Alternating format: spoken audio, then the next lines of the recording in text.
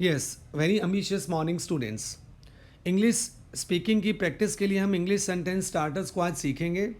बहुत सी बार अक्सर हम रुक जाते हैं बोलते बोलते, क्योंकि हमें नहीं पता होता कि इस सेंटेंस की हम शुरुआत कैसे करें, इस बात को हम इंग्लिश में कैसे कहें। तो यहाँ सेंटेंस स्टार्टर्स बहुत हेल्प करते हैं हमारी इंग्लिश में बोलने के लिए। तो आप इनकी प्रैक्टिस करेंगे। जैसे फर्स्ट हम देखते हैं, इन माई ओपिनियन मीन्स मेरी राय में वह एक अच्छा व्यक्ति है। तो in my opinion he is a good person. आप कुछ और बनाएंगे, in my opinion this is a good choice, in my opinion this is not fair. My की जगह कोई और भी हो सकता है। In my father's opinion this is not a good work, in my mother's opinion this is a good choice. It में होता है, ऐसा हो सकता है, जैसा इट मे रेन टुडे, या यह पॉसिबल हो सकता है, it may be possible. That is Y होता है, यही कारण है कि मैं उससे बात नहीं करता। That is why I don't want to talk to him. यही कारण है कि मैं वहाँ जाना नहीं चाहता। That is why I don't want to go there. Perhaps होता है शायद वो यहाँ आए, perhaps he will come here, perhaps I will go to Delhi. For this reason, इस कारण से। For this reason I don't want to go there. For this reason I don't want to talk to him. For this reason I will purchase this plot. ऐसे बेटा अपन आप practice करेंगे, जितना आप practice करेंगे उतना अच्छा आप इंग्लिश सीख पाएंगे। रेयरली होता है, कभी कभार, बहुत कम। वह कभी कभार यहाँ आते हैं तो दे कम हेयर रेयरली, या I visited that place very rarely. After this होता है इसके बाद फिर हम मार्केट चलेंगे। After this we will go to market. After this we will play cricket. After this we will watch TV. आप अपने अलग से सेंटेंस बनाएंगे।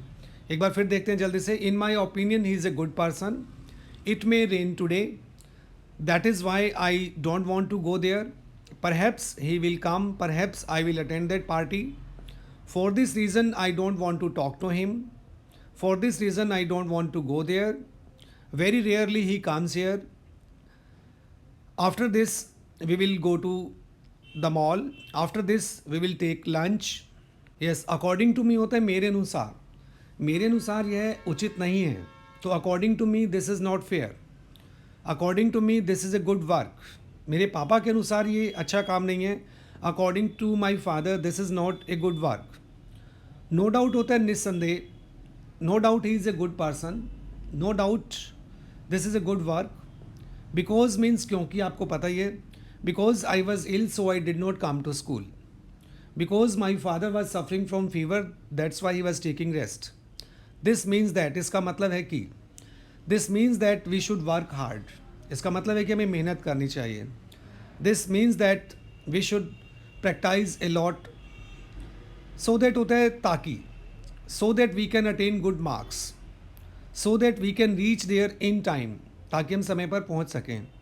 इन दिस केस, इस केस में मैं आपकी हेल्प नहीं करूंगा। तो in this case I want help you. इस केस में मैं वहाँ नहीं पहुँच पाऊँगा। In this case I want be able to reach there. It is possible that, यह संभव है कि, यह संभव है कि वो यहाँ आ सकता है। It is possible that he can come here.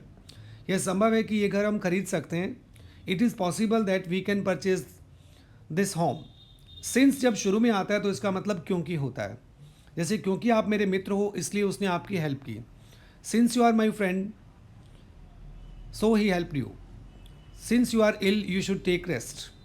तो बेटा इस तरह से आप अपना प्रैक्टिस करेंगे, अपने सेंटेंस बनाएंगे, बहुत ऊंचे स्वर में बार बार बोलेंगे तो वो डीप मेमोरी में जाएगा और आप बहुत अच्छा इंग्लिश सीख पाएंगे। स्पेशली होता है विशेष रूप से।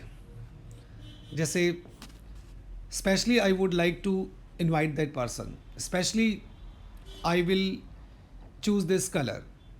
इट इज़ पॉसिबल दैट, वही है, it is possible that he may come hair.